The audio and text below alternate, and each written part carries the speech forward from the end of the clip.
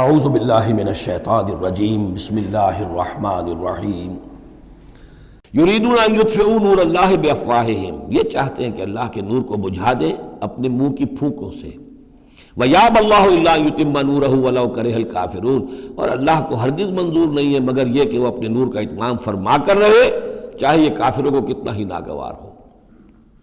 هُوَ الَّذِي أَرْسَلَ رَسُولَهُ بِالْهُدَى وَدِينِ الْحَقِّ لِيُظْهِرَهُ عَلَى الدِّينِ كُلِّهِ، وہی تو ہے جس نے بھیجا ہے اپنے رسول کو صلی اللہ علیہ وسلم الہدا اور دین حق دے کر، تاکہ غالب کرے اسے کل کے کل دین پر، کل نظام زندگی پر، وَلَوْ كَرِهَ الْمُشْرِكُونَ، خواہ یہ مشرکوں کو کتنا ہی ناگوار ہو۔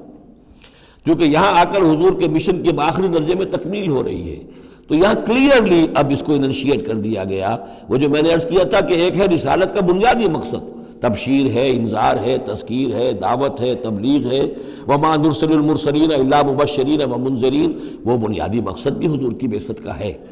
لیکن حضور کا ایک امتیازی مقصد ہے، تکمیل رسالت کا جو مظہر ہے وہ ہے کہ دین کو غالب کرنا بالفعل۔ یہ جوڑا جو دو آیتوں کا ہے یہ بالکل اسی ترتیب کے ساتھ یہ جوڑا سورہ صف میں بھی آیا ہے۔ دوسری آیت تو جو کہ تو ہے، ایک شوشے کا فرق نہیں۔ هو الذی ارسل رسولہ بالہدی ودین الحق لیظہرہ علی الدین کلہ ولو کرہ المشرکون۔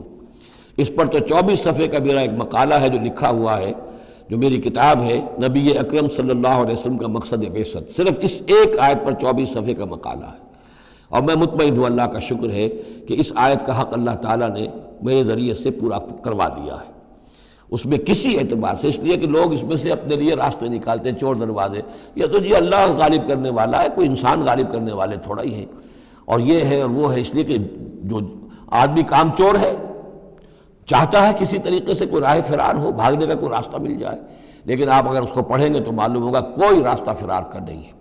ہر جو بھی ممکن ہو سکتی ہے نحوی اعتبار سے، جو امکان ہو، سب کو میں نے لے کر اور ثابت کر دیا ہے کہ اس میں کہیں فرار کا راستہ نہیں۔ البتہ پہلی آیت میں تھوڑا سا فرق ہے، وہ آیت جو ہے وہاں ہے یریدون لیطفئوا، یہاں ہے ان یطفئوا، بس اتنا فرق ہے۔